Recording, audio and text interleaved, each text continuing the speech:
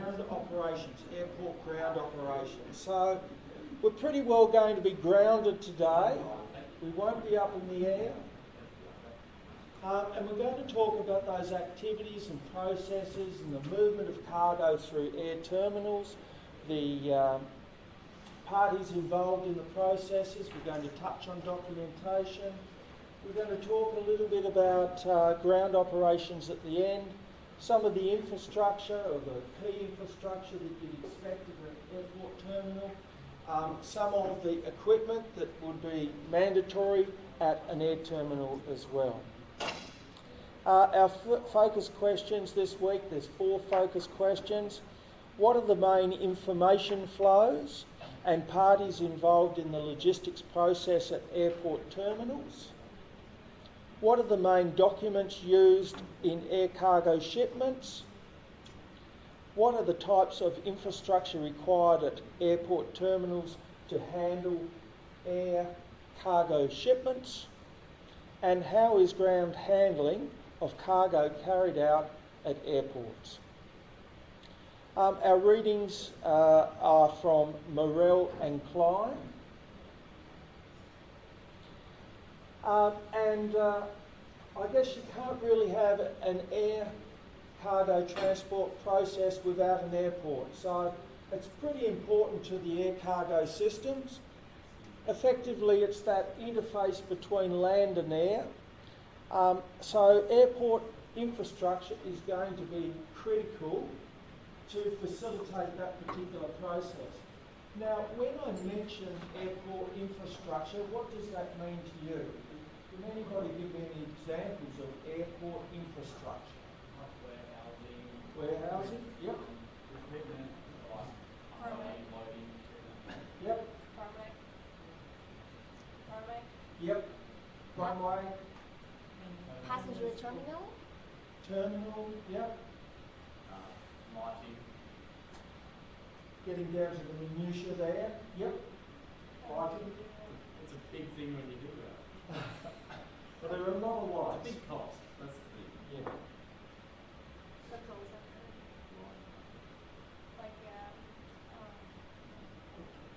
Like the tower. Tower, yeah. Air transport control tower. Yep. Okay. So there's a lot of infrastructure you would expect, and if that isn't all working together, if it isn't in the right maintenance, then you're probably going to have a pretty unsuccessful process.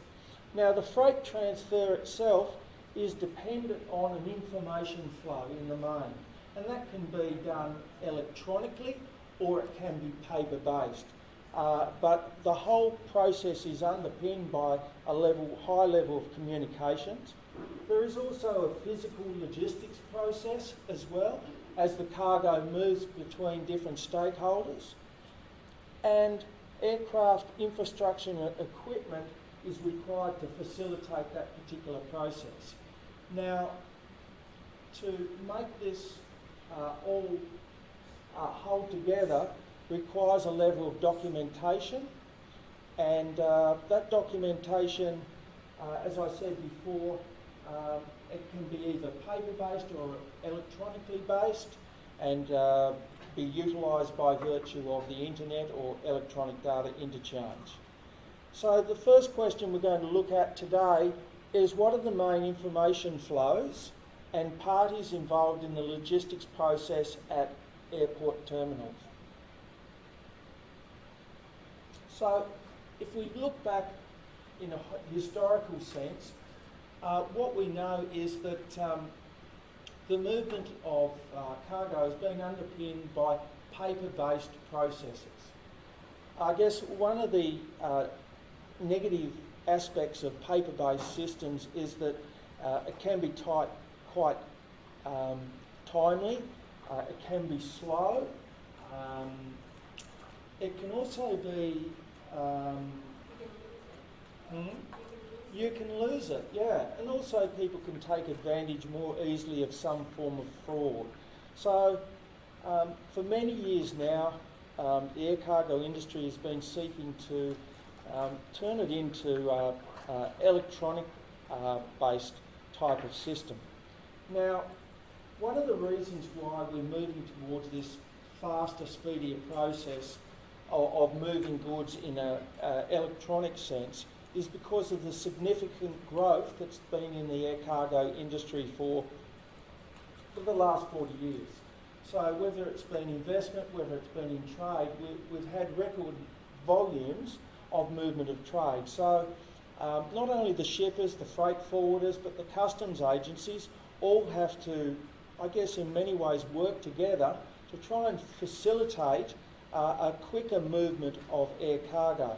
There's also been transport innovations along the way, so we've seen changes in the size and shape of aircraft, which have provided opportunities for greater movement of cargo, the wide-bodied aircraft, and also in a shipping sense, we've also seen containerisation really take off. Emergence of global value chains has made many changes along the way in terms of how products move around the globe to meet that. And of course, e-commerce continues to be one of those growth areas for the movement of air cargo, mainly because of its convenience, because of the range, and also because of the reach to customers that have never before had that opportunity. So automated solutions are sought by all the service providers that are working and operating in the air cargo industry. So those service providers are going to be the freight forwarders, the air cargo carriers, the customs agents, all those parties, the regulatory bodies, the customs people themselves, are all seeking some form of automated process. So one of the reasons why they want to do this is because they want to improve the quality of data. And the suggestion is that if information is communicated electronically, there's going to be a better quality to that particular data, plus you're going to get the additional benefits of speed and reliability.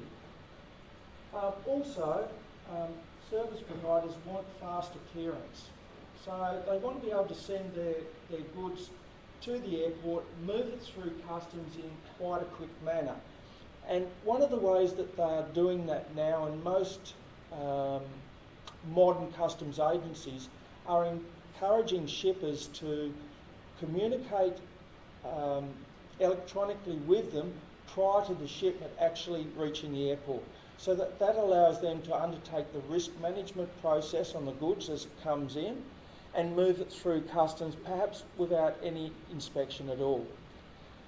Shortening transportation and handling times is also one of those objectives of these service providers because typically if they can reduce those handling times, particularly for integrators, and they rely on that fast express cargo, this is certainly an objective that they'd be seeking to achieve. However, and it's moving in the right direction, despite the initiatives in place, purely electronic transfers probably only occur in about 50% of transactions. So the majority, more than 50% of global trade is still underpinned by some form of paper-based communication. Now, one of the biggest changes, and this is Cargo IQ. Cargo IQ is an interest group. The interest group grew out of members of the International Air Transport Association. And their mission was to create and implement some quality standards around the movement of air cargo. And this has been one of the biggest changes to air cargo in a positive sense in terms of achieving that electronic movement of air cargo. This particular group, it's got 80 members, and it includes all the key stakeholders to the air cargo process, the airlines, forwarders, general handling agents, IT firms and airports. If you had a look at the makeup of those groups, what you'll find is the majority of the members are orientated to a specific cargo outcome. So the airlines, we're looking at airlines like Cargo Lux, which is the largest all-cargo by volume airline in the world. Also some of those big combination carriers like Singapore Airlines, Cathay Pacific are members of this particular group. Forwarders, all the main forwarders, so as you would expect, critical for forwarders is the movement in a paperless environment of the goods through the system. So Schenker, Kuhn and Nagel, DHL, Global Forwarding are all members of this particular group. Not too many airports, mainly because airports are dealing with, in the main, passengers and cargo. However, there are a number of air cargo terminals that are members of this particular group. So essentially these members have got together and they've identified the key processes of moving cargo and provided a range of measurements of success as that cargo moves through the system. So to date, Cargo IQ is involved in 10 million airport-to-airport shipments, so it's got quite a considerable footprint and throughput in terms of the membership. 6 million door-to-door shipments measured annually, and annual data exceeds 110 million lines per year. So that's quite a considerable take-up in the air cargo industry. So the Cargo IQ members have developed this system of planning and performance monitoring with the idea of adding value at each step as the cargo moves through the shipment process. Now, the members got together, they enshrined these processes into what's called a master operating plan. So the master operating plan describes step by step a standard end-to-end process of transporting air cargo. Now, obviously, not all air cargo shipments are going to be the same, but they've agreed upon a generic method of moving cargo from the shipper to the consignee. Now, within this master operating plan, there's 19 main processes which is separated across 5 stages.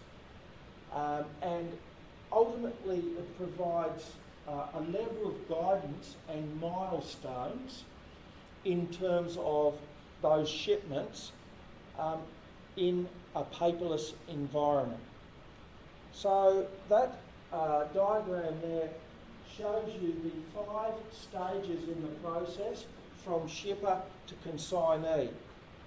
And each of those stages has a range of processes, and each of those processes have a range of steps. So for example, the origin activities are going to revolve around making the booking, organising the transport, the pickup from the shipper, the collection by the freight forwarder, taking back to the freight forwarder's cargo hub, and then moving it on to the carrier. So that's your first step. The second step would be the arrival of the goods at the airport, ensuring that those goods are consistent with the expectations of the documentation thus far, preparing the goods ready for movement onto the aircraft. We've got the transport activities, which is moving the goods from the warehouse onto the aircraft, the flight, and the unloading of the flight at its destination, and the goods moved to the warehouse. So each of these steps along the way have been documented and identified with particular milestones along the way, and those milestones are ticked off on the basis of a timing and meeting those milestones, which can be benchmarked against other cargo operators around the globe, and also obviously benchmarking your own success over time. So it's quite a very good way of addressing the movement of air cargo. Now, I guess one of the main reasons why a lot of time and effort has actually been put into this and why they're seeking this paperless environment is this idea of the documentation that intertwines the movement of cargo through the process. Because typically for a shipment of air cargo, the documentation is quite likely going to extend to about 30 pieces of document. So if that can be minimised in any way, that's going to be a positive for those persons involved, which means that those documents have got to move, those 30 documents have got to move through at least 30 entities, and at each stage they've got to be ticked off and ensuring that they're valid for the process. So it's quite a challenging task. Now, in light of this idea, particularly around documentation, IATA themselves, the International Air Transport Association, established their own initiative, which they call the e-freight initiative. So the e-freight, as it tends to suggest, electronic freight, is designed to engage with the industry and also the key stakeholders, so the regulatory authorities such as the customs, also to encode this in electronic messaging, and also seek to achieve a high level quality of data in an end-to-end paperless transportation process. It's a little bit wordy, but so I guess the main thing that IATA have done very well with this e-freight initiative is they've engaged with all the parties. So rather than a single initiative that doesn't include all relevant parties, they've included all the parties. So they've got custom agents on board, they've got customs on board and other regulatory authorities. And it's based around documentation of customs documents. So we know that every shipment of freight that arrives at customs has got to have appropriate document.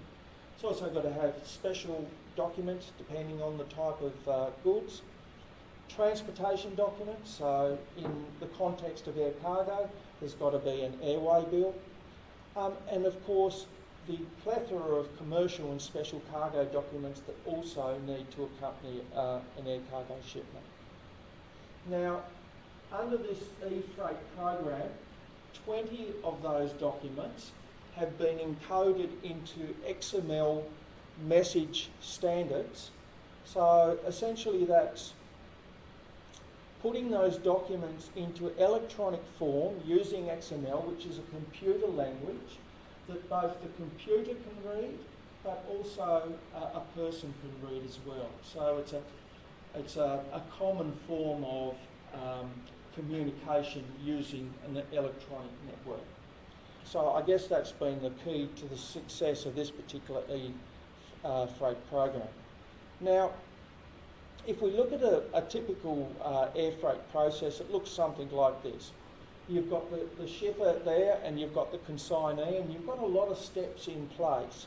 And those steps are either movement by freight, physical movement, you've got electronic data interchange, and you've got some form of communication and document flow.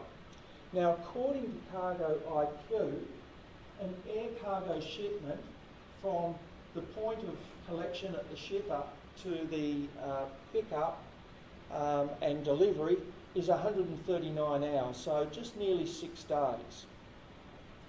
So the steps in this logistical process, if they can be refined in any way, they're going to reduce the time associated with that particular movement. But it does require an attention to the flow of the documentation as well as the flow of the freight. IQ also says that the airline's involvement in this process, which we see there, is for, on average, 45 hours. from the time they receive the shipment to the time they process it and then pass it on to the consignee. And part of that is the opportunity to turn some of those documents into electronic documents and communicate them by computer through electronic data interchange. Now, an example of this e-freight is Lufthansa Cargo last year became the world's first electronic data goods documentation. So essentially they made a movement of pharmaceuticals from Frankfurt in Germany to Mexico City. Now, up to this point in time, all dangerous goods had to be accompanied by a paper document. And the reason why it had to be accompanied only by a paper document is because there hadn't been any digital standards agreed upon. Now, what the e-freight initiative was able to do is to establish some digital standards for the communication of that document via the internet. So essentially, in days gone by, the start of checking of the documentation could only occur when the goods arrived at the airport or the carrier and that the paper was accompanying those goods. So that was the only way that could happen in the past. Lufthansa worked closely with IATA on this particular initiative. They became a bit of a test case, if you like. And this provided the opportunity for Lufthansa to actually pass on the documentation on the dangerous goods before the goods actually arrived at the airport. This presents that opportunity to detect if there are any issues, if anything needs to be corrected. That communication process could easily occur between the cargo carrier and also the shipper themselves. Ultimately, this particular process has presented Lufthansa Cargo with fewer rejected shipments. So rather than turn up at the airport with the paperwork, having it checked then, they can actually know that when the goods go to the airport, the paperwork's already been checked. So that's going to improve the resourcing around this task. And also from a regulatory outcome, it's a positive for regulatory authorities because they know that the compliance with aviation law is occurring in the right manner. Okay. Any questions thus far?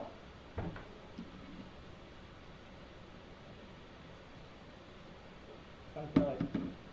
So, as the goods move through the system, there are a number of parties involved in the process.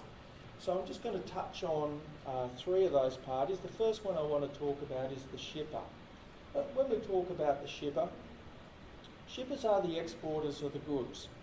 Now, typically that could be the exporter being the owner, could be a manufacturer, could be a producer.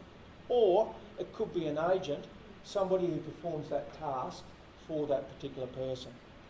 Now, the thing about shippers and their involvement with the logistics process, and probably why 85 to 95% of all shipments of cargo are via freight forwarders, is because in many ways it's not the core business of small enterprises. And there's a number of reasons why they might want to outsource that task to another entity. It could be that they've begun to export to a new market that they're not familiar with. Now, if you think about the export process, it's arguably in two stages. It's preparing the goods in your home country and moving it to a point where it then transfers overseas by aircraft. Now, you would expect most people in the home country to be able to facilitate that part of the process. They're quite comfortable with selling or marketing those goods in your own home country. But once it arrives in the other country, it becomes a little bit more mysterious.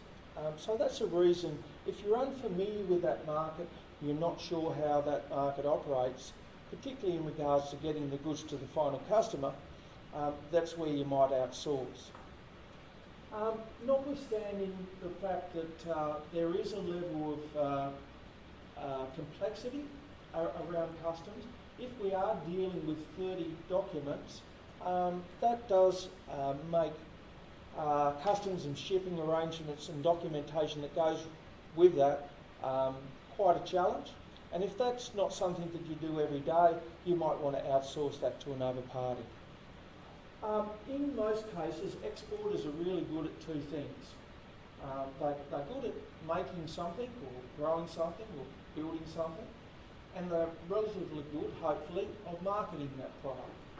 Perhaps they're not that good at the logistics and getting that to the final customer, and that's where an agent can help out. Now, if you're moving general cargo, you could argue that that process is pretty seamless. Package up the goods, move it onto the airport, and then onto the final destination. However, if you're dealing with goods that are special handling, might be perishables, it could be pharmaceuticals, it could be live, it could be valuable, you probably need some assistance through special cargo services. Now, I'm not sure who can remember Incoterms. Perhaps some of you might have come across Incoterms. I'm going to throw this out to the populace. If anybody can tell me what delivery duty paid would entail if I was a shipper. Delivery duty paid. So I've had a communication process with my buyer, and we've agreed that I'm going to sell under the Incoterm delivery duty paid. Any thoughts? Or wasn't that the shipper has delivered the goods with and also paid the duty? Isn't that Yes. the buyer? There's a few bits in between, but Yeah, but the buyer doesn't need to pay for anything before, That's right. before the goods are delivered. Yeah, it's the ultimate requirement of a seller if he's selling under delivery duty paid. So he's delivering it to the airport to the other airport, he's clearing it through customs, and then he's taking it to a destination and dropping it outside the buyer's premises or some agreed point. So that's delivery duty paid. Now, if you have agreed to do that in your sales contract, that's quite an impost for somebody to handle that themselves. So that's where using an agent is going to be a good reason for doing so. That's CIF. No, that's a different one. So delivery, CIF is cost, insurance and freight. And I think that's just getting it to the destination prior to clearing customs. I'd have to check that. Yeah, the difference between those ones is that the customs and all those costs of actually getting it into the place are covered by DDP. Yes, that's right. So rather than CIF, CIF. is you get it there, and then if you're bringing it into the country, then you have to pay. Clear it with customs and then move it to the premises. So, and another reason why you're going to use an agent, of course, is because you can achieve some favourable rates. If you're just doing an ad hoc, small export, which is less than container load, you will find that if you can pass those goods on to either a consolidator or a freight forwarder, they're going to consolidate to a full container load and give you a more favourable rate. Also, for many businesses, particularly in the producers, so in Tasmania, there's a lot of producers doing business with China, with their cherries. That's a window that goes from about December to February, if you're really lucky. For for the rest of the year, you're not going to require any services of logistics. So it's really hard to justify having somebody on your staff with that level of expertise. So you're most likely going to outsource it. So when we talk about agents, I've probably given it away in terms of the types of agents that you might use. You might simply just want to use a cargo pickup service. So you ring up a local trucking company. You could use a consolidator, as I mentioned before, that allows you to perhaps achieve a cheaper freight rate. You might use a customs agent. So you might be happy with everything, with the exception of clearing those goods through customs. So you employ a customs agent, and of course you've got the freight forwarder. The large freight forwarders, of course, perform that coordination role, and so they can coordinate any element of the transport process. They can also organise documentation. They might even have a discussion with you in regards to the best method of getting the goods to the destination.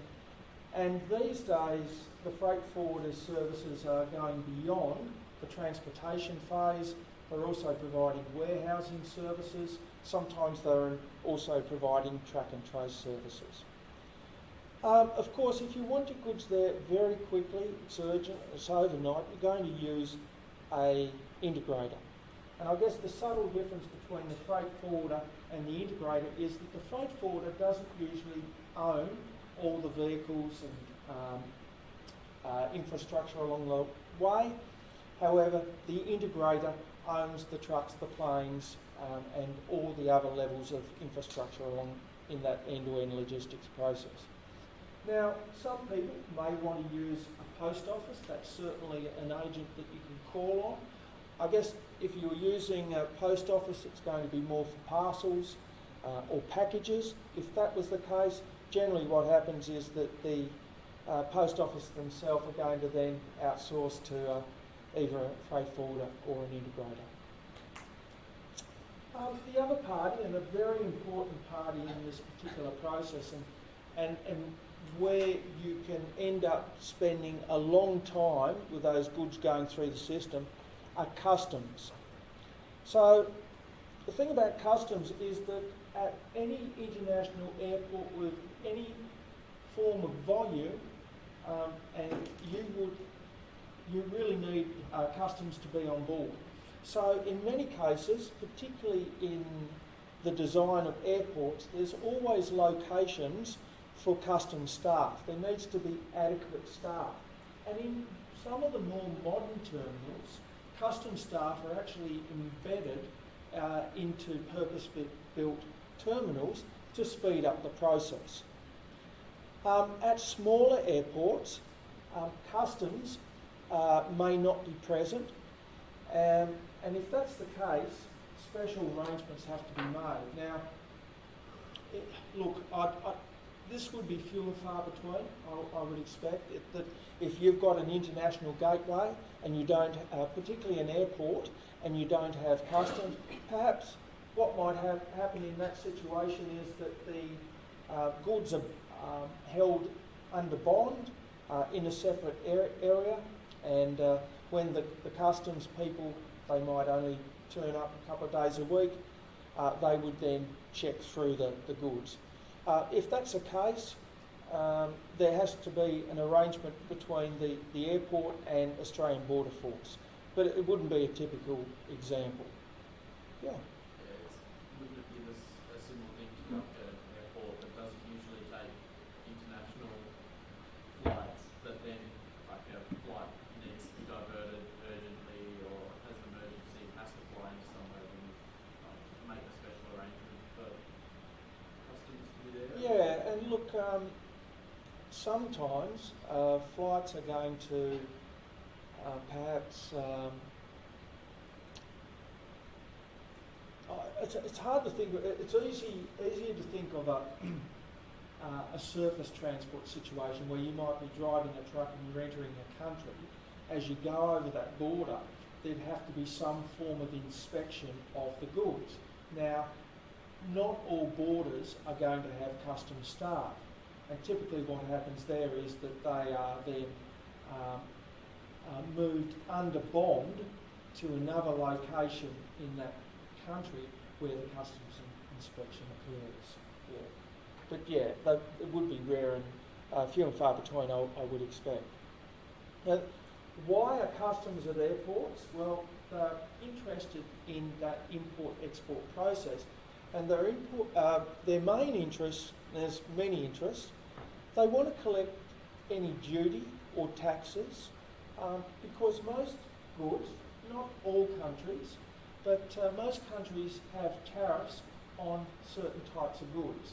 And that means as those goods come into the country, the customs organisation needs to collect the costs of those tariffs. So you can imagine that certainly in the United States now there would have been significant employment of customs staff to deal with all the tariffs that they're putting on Chinese goods. Another reason for customs to be at the airport is to collect statistics. So they want to understand the volumes of goods coming into the country, they want to know the volumes of goods going out of the country. Now that's helpful for them to understand where they might be, I suppose, the opportunities are presenting themselves for Australia. And it also is required for statistical purposes for things such as balance of payments.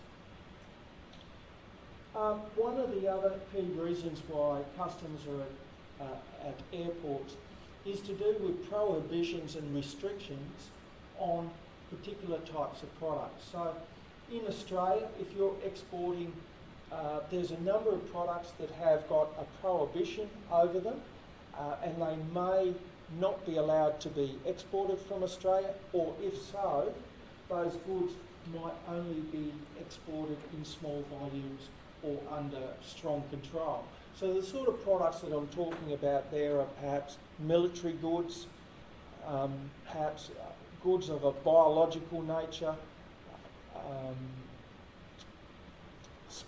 threatened species, and other different animals and plants.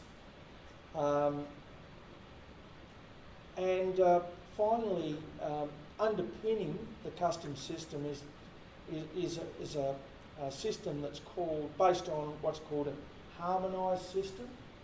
So a harmonised system is a system that's overseen by the World Customs Organisation, and there's over 5,000 different types of commodity groups that customs will go through in terms of allocation of tariffs and taxes and costs and things like that. In Australia, the name of our harmonised system is called, the acronym is AHEC, the Australian Harmonised Export Commodity Code. Okay, little quick overview of customs import procedures. So for all goods coming into Australia over the value of $1,000 requires an import declaration. Now, the majority of those import declarations are communicated electronically with Australian Border Force. So that's a prerequisite for any goods coming into Australia over that particular value. So this involves customs being involved in identification and checking many thousands. That probably should have tens of thousands, often on one day, of goods. And what that's going to mean is the clearance times as the goods come through customs, particularly if they're not manned in the right manner, is going to be quite timely, could be quite slow, and it could be up to 15 hours for those goods to move through that customs organisation. Now, those clearance times are very critical, particularly to the express carrier. So if there's any approach that an express carrier can take to speed up that process, they'd certainly want to take advantage of that. The customs process apparently accounts for about 20% of the average time of the movement of the air cargo shipment. So 20% of the average time and about 25% of the cost. So and as I said before, having that expedited in some shape and form is particularly crucial to the integrators who are dealing in overnight express delivery services. So to that end, a growing trend from a modern customs agency is to seek relationships with the private sector to encourage them to send the documentation prior to the shipment arriving, which presents the customs agency with an opportunity to undertake a risk management approach. And that risk management approach is typically based on the fact that the majority of cargo isn't going to be inspected. It's not feasible. So when the cargo agency makes some decisions about the types of goods that they're going to inspect, they'll categorise goods based on a risk management metric of some sort. So if you can submit your import documents, it's quite possible that your goods might be cleared before the goods even arrive at the airport, which is a real win for the shipper. Now, by taking this approach, presents an opportunity to move that 15 hours down to somewhere in the vicinity of 4 or less hours of time spent in the customs for a fully loaded freighter aircraft. Now, this method of building relationships is in Australia, it's called the Australian Trusted Trader Program. And that's the Australian Trusted Trader Program is part of the World Customs Organisation program, which is called the Authorised Economic Operator Program. So that's all about securing an international supply chain at the same time of facilitating legitimate trade. So it's a twofold process. Now, this particular process in Australia and probably most countries is voluntary.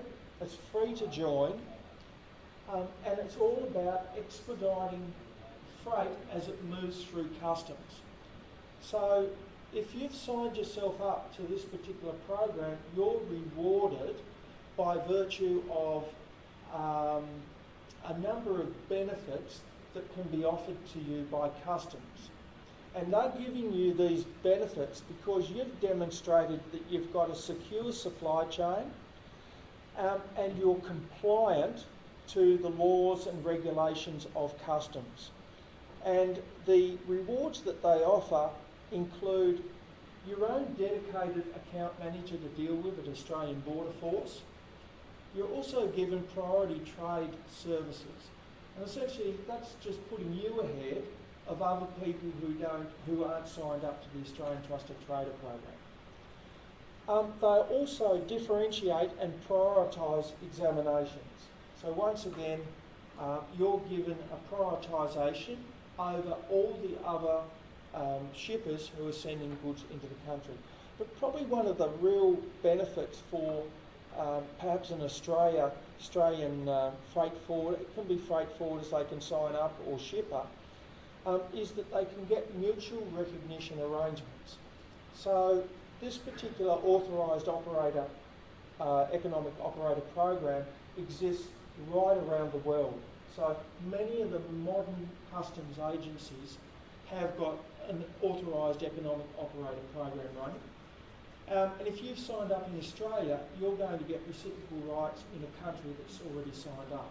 So not only are you going to get speeds through the Australian customs, but you're going to get speeds through another country's customs as well, which is quite a particular benefit for you. Now, in terms of eligibility, it's not too difficult to participate in. You've got to be an Australian company and have an ABN. You've got to be involved in international trade over 2 years. And you've got to also be able to provide that you're financially solvent. And I guess probably they might seek some balance sheets or some form of communication from your bank to say that you're financially secure. Okay,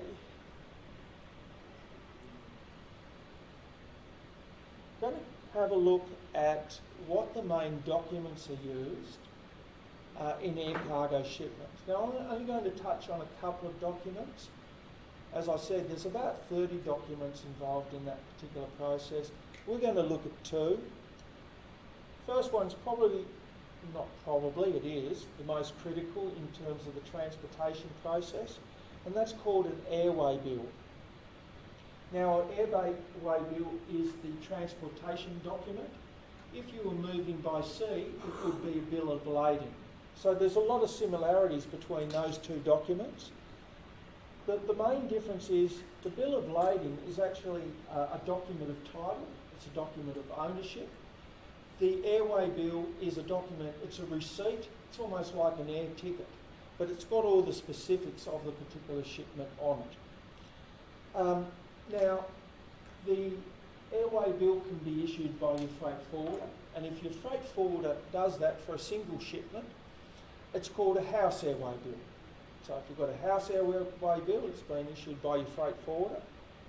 However, if the freight forwarder is consolidating a number of different consignments from different shippers on a particular flight, he has to prepare another document, and that's called the master airway bill. And in that particular situation, he becomes the shipper. Now, the freight forwarder, in that situation, not only does he have to prepare the master airway bill, but for each of the individual consignments, he needs to provide a house airway bill, and each of those house airway bill goes to the individual shippers.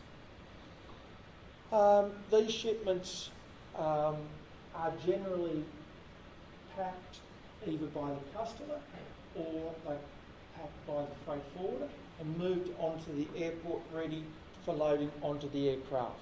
In a lot of cases, there's no need for repacking or unpacking at arrival at the airport. And one of the reasons for that is it's a lot cheaper to do what you have to do off-site than it is on-site. Just a quick view on what an airway bill might look like. I'm not sure whether you can see that. It's a bit mystical, I think, but you'll get a bit of an idea. It collects a range of key information. That information is information about the shipper, who is the consignor, information about the importer, which is located up there. It has the technical dimensions and description of the goods listed here. It's got payment of any charges along the way. So payment of charges are going to be the freight, and they're also going to be the customs costs. Not sure whether you can see that, but that little cost there's no customs value. Sometimes, for whatever reason, there may not be a customs value. There's another charge down here. There's a range of different charges, another charge for an origin charge. You've got the departure and destination airports, and you've got any specific advice on arrival when the goods arrive at the airport. Typically, that advice is contact such and such or hold for pickup. In this particular scenario, it's contact the consignee, and it's got the contact details there of the consignee to make contact. It's got the freight chargeable rate, which is listed there, and then it's signed off and dated by the shipper or the agent. Okay, the other document I wanted to talk about, not going to go into a great deal of detail, we've talked about some of the characteristics of this before, is the load sheet. So every aircraft that departs will have a load sheet. And the load sheet is all about ensuring that the weight, the balance and the centre of gravity are appropriate for that particular flight and that they meet the manufacturer's requirements. So you're going to have a number of crew, passengers and their weights. You're going to have weight and hold positions of the baggage, freight and mail there. At that point in time, you can generally come up with a payload. You've also got a centre of gravity envelope. So this area down here means that the blue line, which is the actual mission that the aircraft is taking, has to fit within that red line, which is called the centre of gravity envelope. As long as it does that, you've got a viable flight. You're also going to capture the dry operating rate, the payload, the zero fuel weight and the fuel. And that presents you with an opportunity to give you the takeoff weight and the landing weight. Much of this information is communicated electronically to speed up the process. We have touched on this a little bit before, but load control is a key issue, particularly when payload's involved, and this is particularly pertinent to passenger flights. And that's mainly because with passenger flights, you probably have a cut-off from passengers around about a half hour before departure.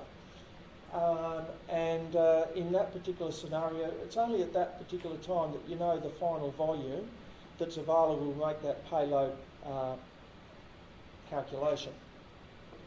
On longer sectors where full fuel load is required, some of the issues that you might be facing as a passenger flight is that you might reach your volumetric capacity. And essentially what that suggests is that the weight of the cargo that you're adding to the aircraft doesn't completely fill the volume of the space available because the weight has actually been achieved at that point in time, and you've got more space but you can't use it because of the great weight limitations.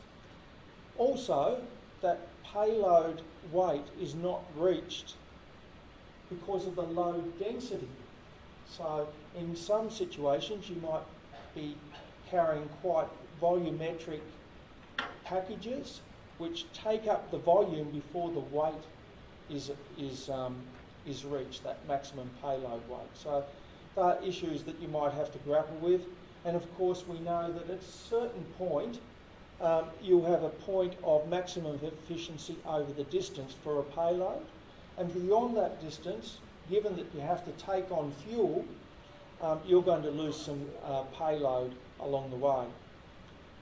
Now, on short haul sectors, I guess you could argue that things are perhaps a little bit easier for you, but generally, if you're flying a short haul where you're not using that much fuel, you're also using a plane that's smaller.